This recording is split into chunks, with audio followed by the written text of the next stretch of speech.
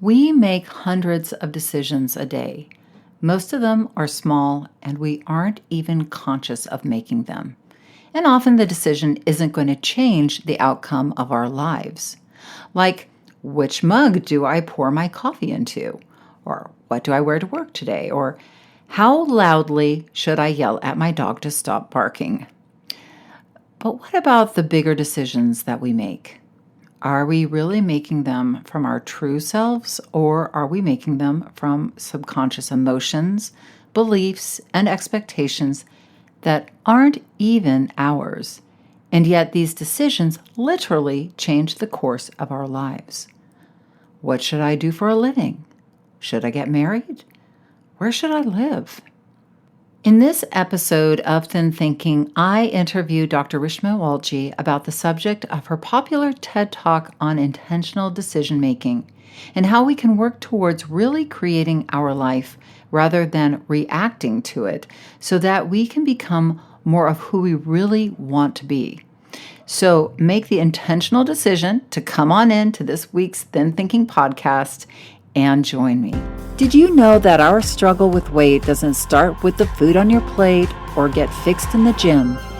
80% of our weight struggle is mental. That's right. The key to unlocking long-term weight release and management begins in your mind. Hi there, I'm Rita Black. I'm a clinical hypnotherapist, weight loss expert, best-selling author, and the creator of the Shift Weight Mastery process.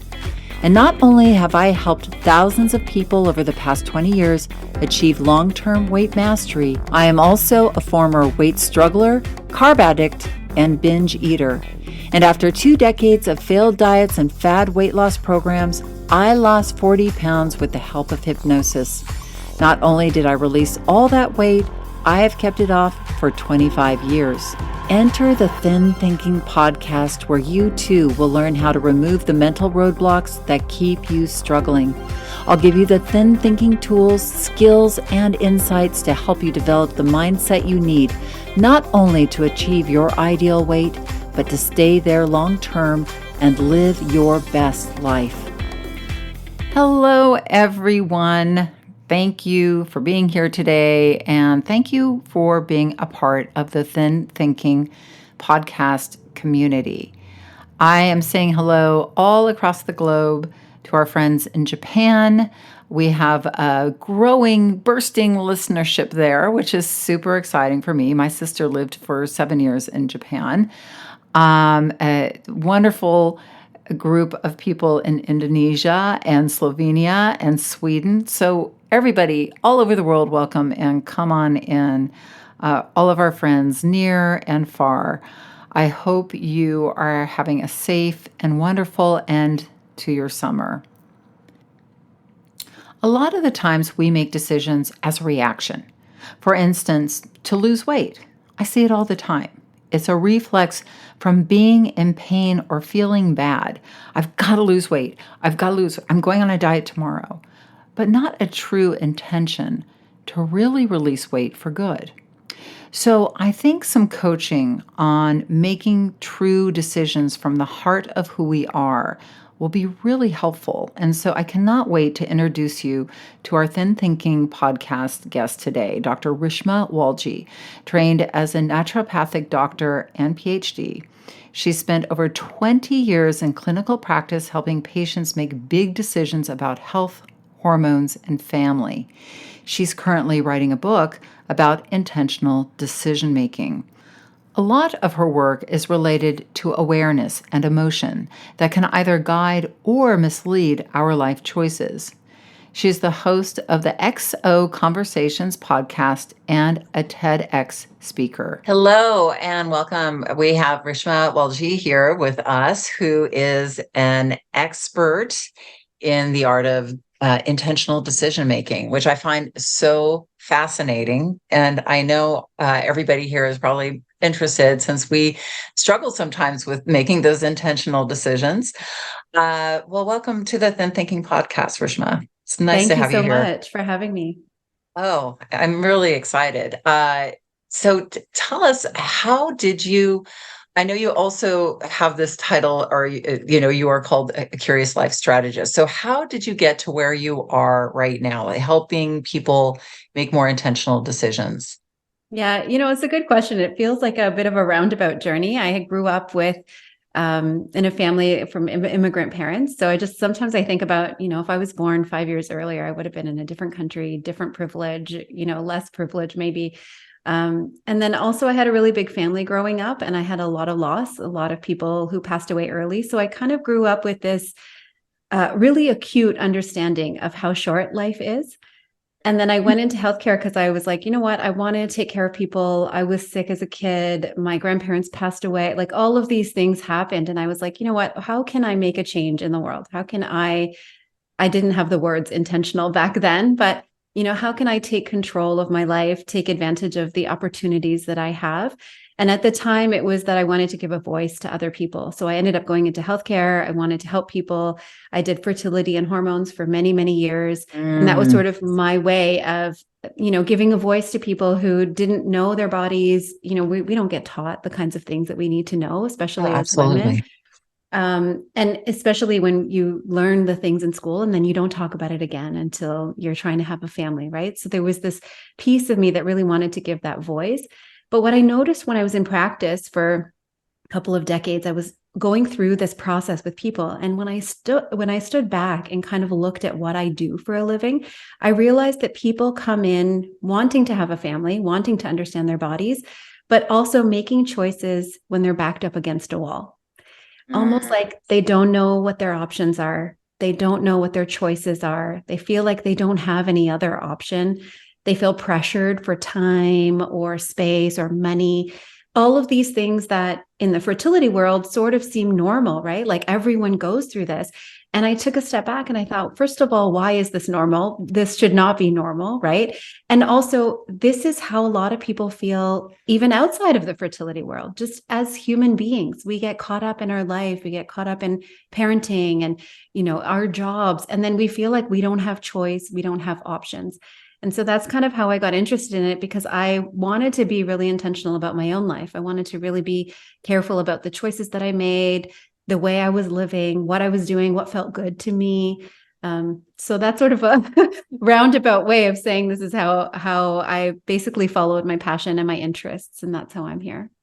interesting. I know I have a saying. I say, we can either live offensively or defensively. Like defensively is reacting to our environment and our given heritage, thoughts in our head, versus, being mindful, sitting down, creating your week, creating your month, creating your year.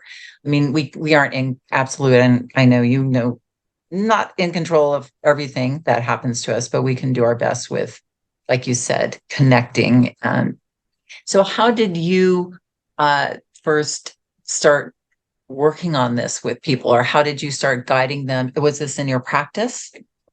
It was in my practice, but I don't think I was so aware of what I was doing at the time. Like people would come to me with their relationship problems and their family problems and their emotional problems because they're making these big decisions that influence every part of their life, right? And Right. so I was doing it. I just don't think I had the words for doing it. And then before we pressed record, I told you that I ended up taking a bit of a break for me. I was trying to walk the talk, and I used to always tell my patients, take care of you. And so I took a bit of a break for me as well. And I ended up kind of diving into like, how can I be more present with myself? I was feeling very torn. I had kids, I had people I was taking care of, I had my practice, all of these things happening at the same time. And I thought, how can I be more purposeful in my own life? How can I experience more joy, more energy? I was exhausted. I was stressed, all of the things. So I was trying to take my own advice and I started reading the research on how to slow down your brain so that you can meditate because I could never meditate. And it was the sort of something that I always wanted to do and wanted to, of course, I was telling people in my practice it was important, but it was a struggle for me too. I'm human, right? So I was trying to sort of live the life that I was trying to tell other people to do. And I've been doing that forever. I've been trying to eat healthy. I've been trying to, you know, take rest and all of these things. But as a human, I understand the struggles that other people were going through. And so that's sort of what kind of spiraled this journey, where I started taking a different perspective on my own health and my age and my ability to take care of other people and myself. And then people started asking me about it. And then it sort of spiraled into all these topics that I'm super interested in, that the thread that kind of goes through all of them is how to be intentional, how to really make decisions, not right decisions, but right for me. Mm. So how do you like, what types of things influence our decisions? Like in your research, and what did you find? Like what's making those decisions for us in the back of our brain? Yeah, it's a good question. The majority of the decisions that we make are automated. We Mhm. don't actually consciously make most of our decisions. And if you think about it, you know, you're driving along, you're not thinking about how to turn to go to your house. You're not thinking about you know, how you react to someone when they say something to you. A lot of times we just react. We don't even think about it. It's sort of a habit or a programmed response. And that happens because we can't actually make conscious decisions as human beings. It takes a lot longer to process a conscious decision than a subconscious decision. So we have these patterns, these processes in our brains that develop over time. It could be because of an experience, it could be because of a habit, it could be because of, you know, what we were told growing up, what we believe after, I don't know, getting rejected, you know, like these kinds of things that we experience through life. And we start to develop these subconscious habits or a schema.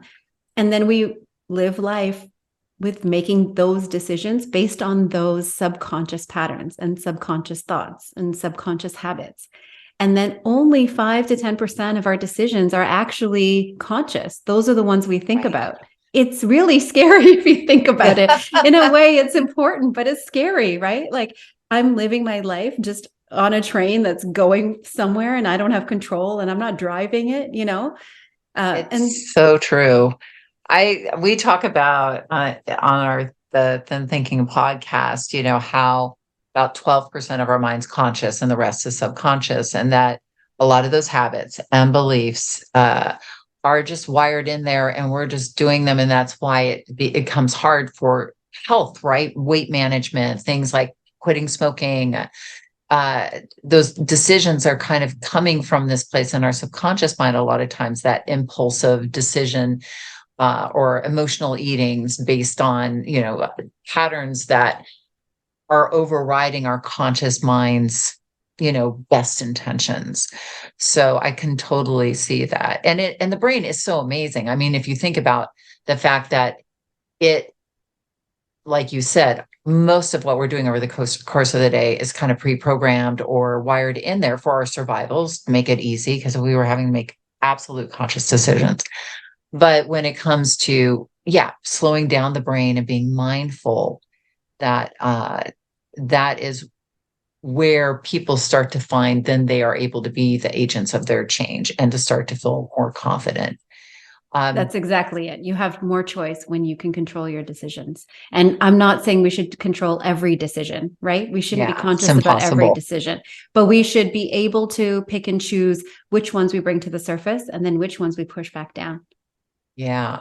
And I think, I don't know, have you noticed this, but I think people get to certain times in their life where the the old patterns, like I find that there's with a lot of people in their late 30s, and then again in their like late 40s going into their 50s, and then I have a lot of clients who are in their later 50s, 60s, even 70s, where there's these times in our life where the old beliefs that are running our decisions or are running our, if you stop and go, what's the expectation in my mind that's like making this decision, or not even the decision, but like, why am I so stressed out? Oh, well, I believe I need to be the perfect mother, right? And it's like, well, whose belief is this?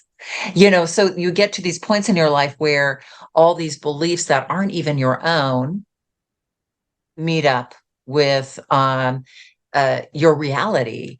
You're unhappy at your job, you're overworked, your kids, like you're like, how did I end up with this life?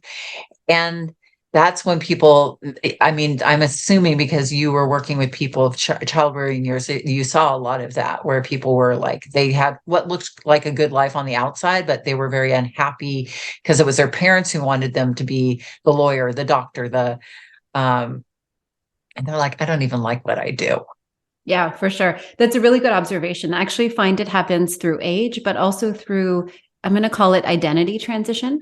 You know, when you move out from Mm, your parents' home for the first time, you go away to school, and now you are trying to figure out who you are again, or you start a new job, or you get married, or you have kids, or you're retired, or, there's all of these different transition phases in life. And I think those are opportunities to sort of reevaluate the kinds of beliefs that we have, and we're sort of forced into them because your identity changes, right? All of a sudden, okay, my kids have moved out, now what do I do with my time? Who do I want to yes. be, right? You're sort of forced with those. And I think there's certain times in life when we don't have time, so we don't think about it as much as we would like to, right? You're chasing after your kids, you're busy with your job.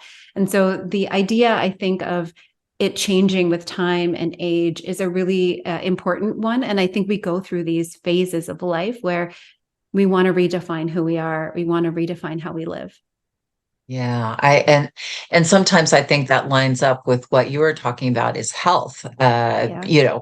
I mean, we are a health-oriented audience here, and I think, like you said, when you have a baby, you have to be more mindful of your body, and you're brought back into your body in a way to be mindful when we're retiring and thinking about being able to move around and travel and wanting longevity. That's another. I mean, I certainly know that I've been going through because my son is leaving for college, and so I will be an empty nester for the first time, and uh, just that was a very huge, even before he hasn't left yet, but yes, having to sit down and go, all these old beliefs about what it would look like, and you're like, no, what do I really want to do?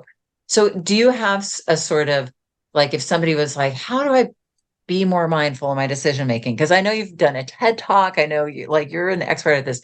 How would you lead somebody through like the process of maybe being, not so mindful about decision making and into being a little or much more mindful about what they're doing or intentional? Yeah, for sure. I think a lot of people start in different places, right? So part of the whole idea of being intentional is to make the decision that's right for you, not necessarily the decision that other people tell you is right for you, right?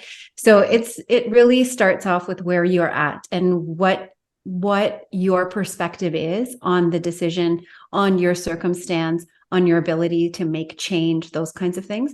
So what I'm writing about right now is I have a sort of a graph that I've developed where it kind of plots people on a few scales. One of them is an awareness scale. And normally, when I talk about awareness, people think, oh, yes, I'm aware, right? We all think, like, of course, I know myself, I know my body. But the truth is, most of us don't know enough about ourselves. We're not self aware enough because all of these things are subconscious, right? And even me, every day, I'm learning something new about myself because it's so subconscious. I have certain beliefs about how I'm supposed to show up as a mother, how I'm supposed to show up as a person, how I'm supposed to show up with my patients because of various factors that influenced me, right? My parents, my experience, that kind of thing. And so the awareness is really important. And when I say awareness, I don't just mean self-awareness in the context that people think, oh, I know I'm an introvert, or I know, this is how I get motivated. Those are important too. But there's also a physical awareness, which being in healthcare, you also know that most people are not really connected to their bodies. They don't Mm, understand how their body is trying to connect with them and tell them something, right? Like if you have a headache, it's probably your body's trying to communicate something. It's a symptom. It's not just, oh, I have a headache and I have no other options. Like that's just how my life is. So your body's trying to tell you something. And we don't often know how to listen, right? So this yeah, awareness is more than just knowing your personality. It's also about knowing your body, knowing, your motivations, your fears, your habits, the things that have influenced you over your upbringing, right? So right. there's the self-awareness. And then I usually bring it out into two more sections of awareness that people don't tend to lump under the word awareness, but I do. One of them is what I call life awareness, and that's how you connect to others. So how are you in a social setting? How are you connecting with your partner? How do you respond to your partner? How do you connect with your child? How do you respond to your child? Because that's not just self-awareness. There's also a different way that you interact with the world. And especially if someone's important to you, that's going to be important how they interact with you. So there's this interconnectedness of life. And that awareness, I think, is also critically important. And then the third part of awareness, so Can I just self-awareness. say before you get Yep. into the third, but just to talk about this point, the relationship with other people, it is so true that I think, we were talking about a lot of our day is almost like a trance state that we're just Mm. being run. And also our relationship with other people can be very trance-like, the way we respond, the way we listen. We already know what they're going to say. We know what we're going to respond. Um, and if you sat and broke that down, I could see that that would be very valuable to get a lot more mindful. I've had to do that with my son. I've had to do that with my husband because it's very easy to get into patterns and just kind of live your life in this pattern of responses rather than really being present to somebody or or even going to a party and surviving it or thriving at it, because you're socially shy or don't know what to Yeah. say.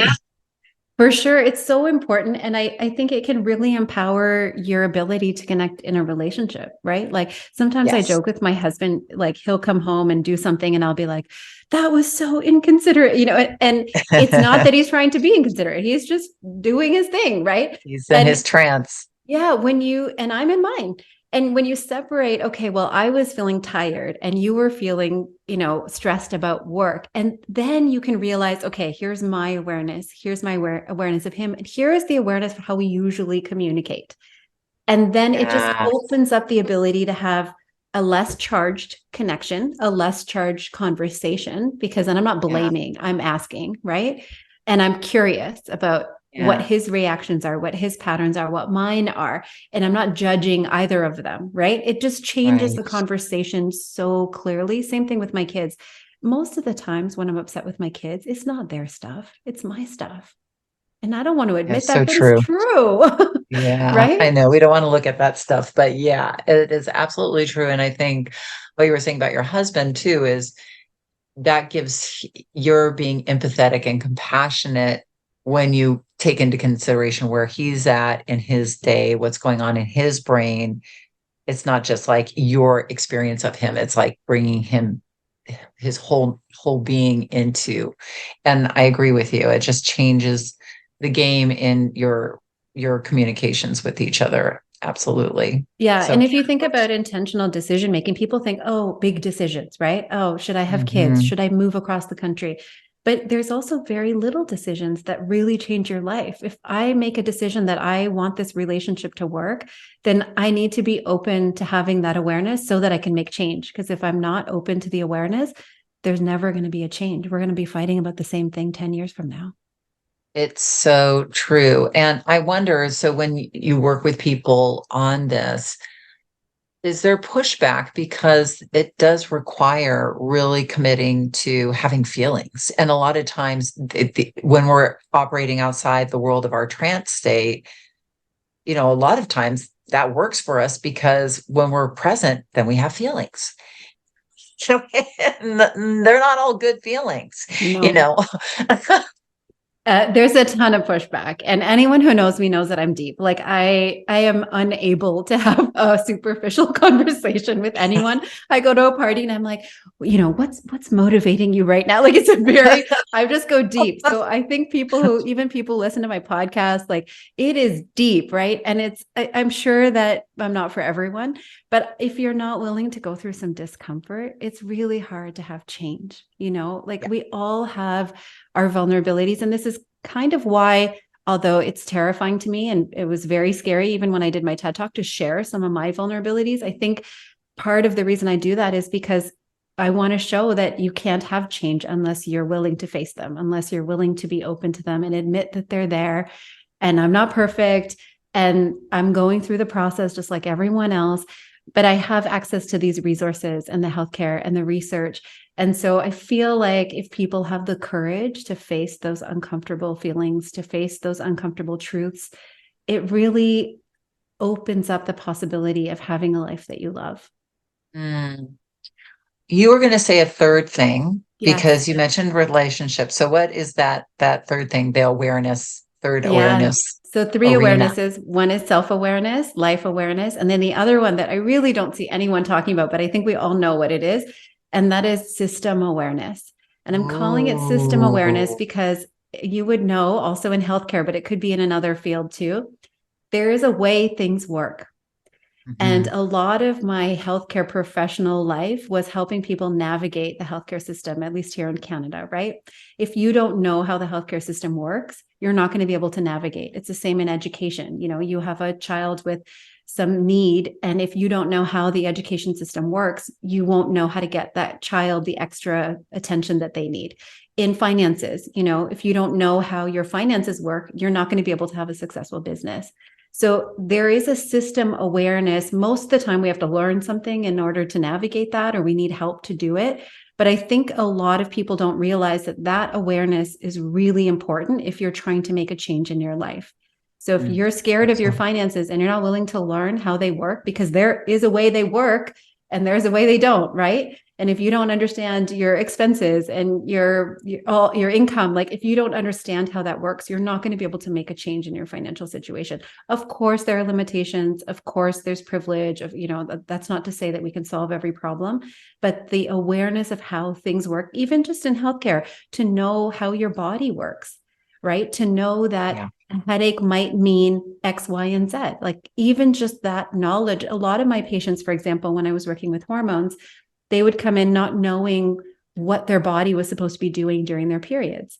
And if you don't know Mm. that, how are you going to know if your body's trying to tell you something or not, right? Like Yeah. you can't make a change if you don't know that that's not what's supposed to be happening. It's not normal that you're in pain that much every month, you know? Yeah.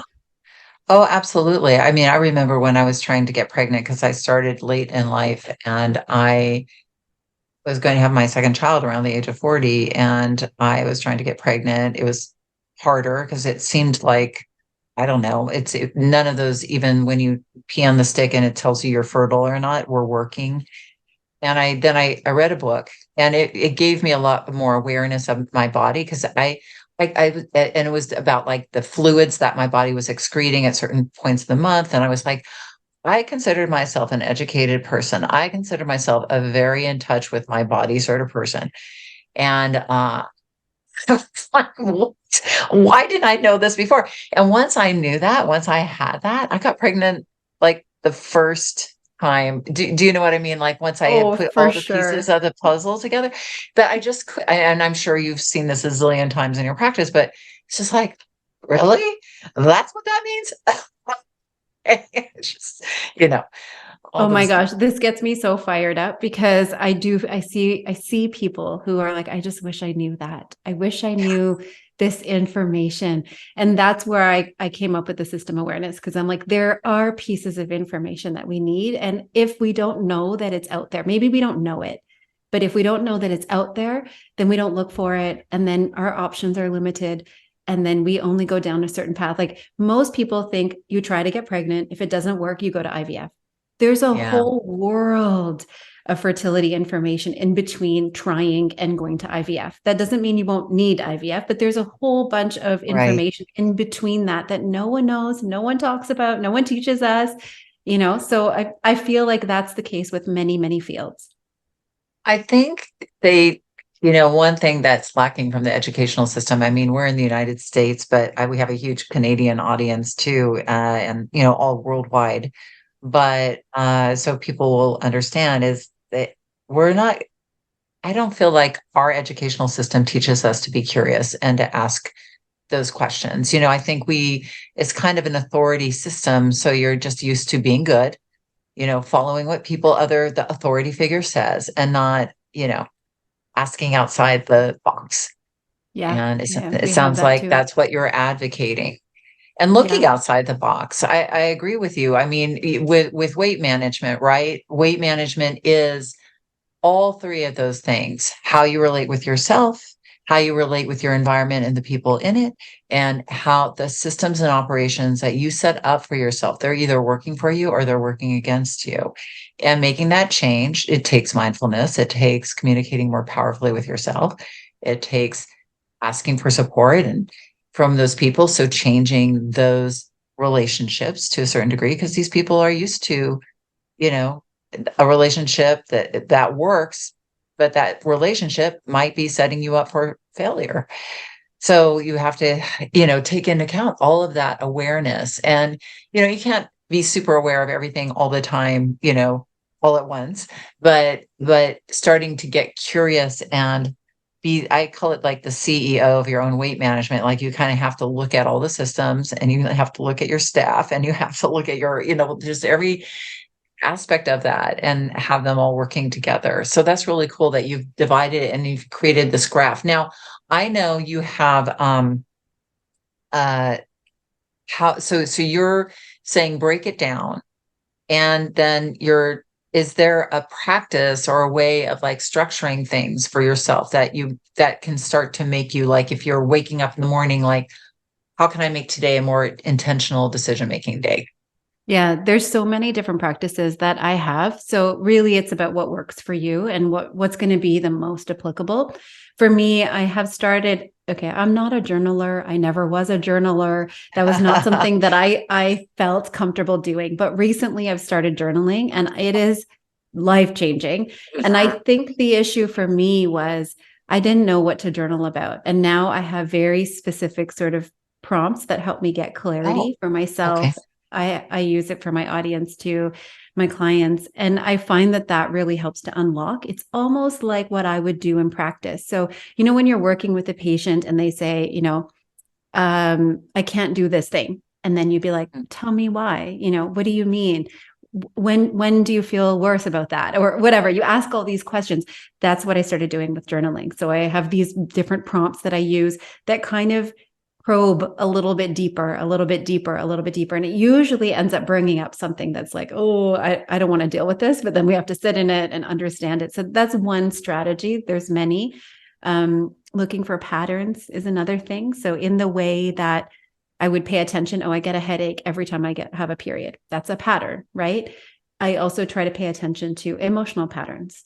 So anytime I get upset, I reach for junk food. That's a pattern, right? So I pay attention to these things because once you understand that, it's this emotion that makes me feel this way or makes me respond in this way, then we can change it. So that's the first thing, is sort of like being aware of that, being curious, being open to the awareness too, and not pushing it under the rug.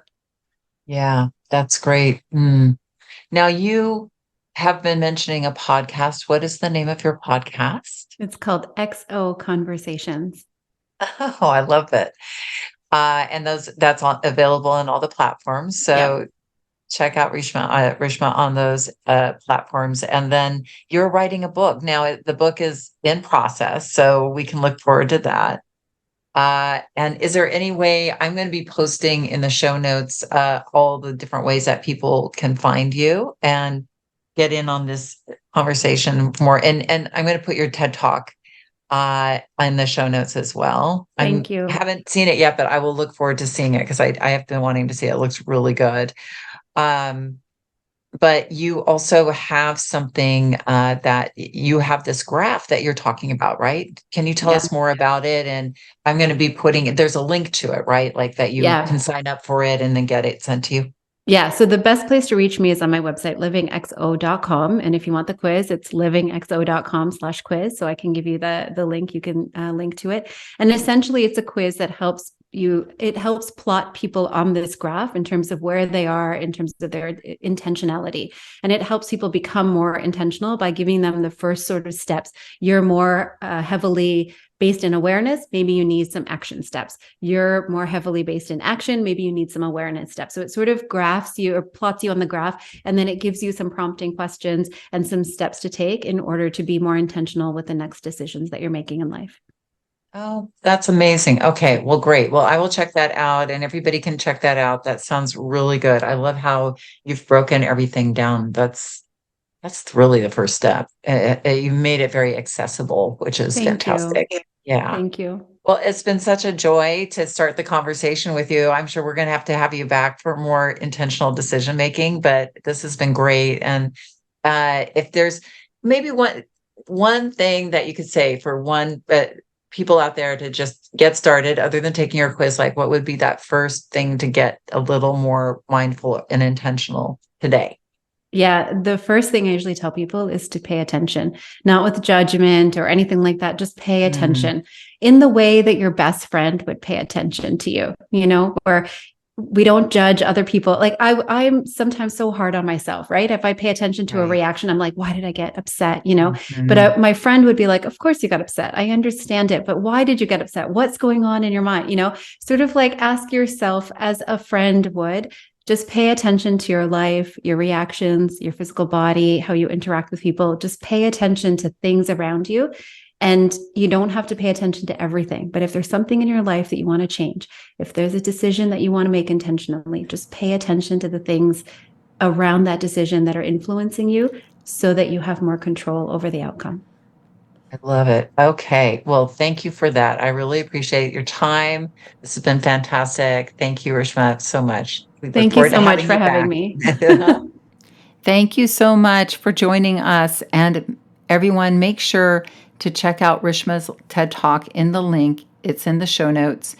And get on her email list so that you can learn when her book drops and all the other wonderful things she's up to, like her podcast. Have a great week. And remember that the key, and probably the only key, to unlocking the door of the weight struggle is inside you. So keep listening and find it. I will see you here next week. Thanks for listening to the Thin Thinking Podcast. Did that episode go by way too fast for you? If so, and you want to dive deeper into the mindset of long-term weight release, head on over to www.shiftweightmastery.com. That's www.shiftweightmastery.com, where you'll find numerous tools and resources to help you unlock your mind for permanent weight release, tips, strategies, and more. And be sure to check the show notes to learn more about my book, From Fat to Thin Thinking, Unlock Your Mind for Permanent Weight Loss.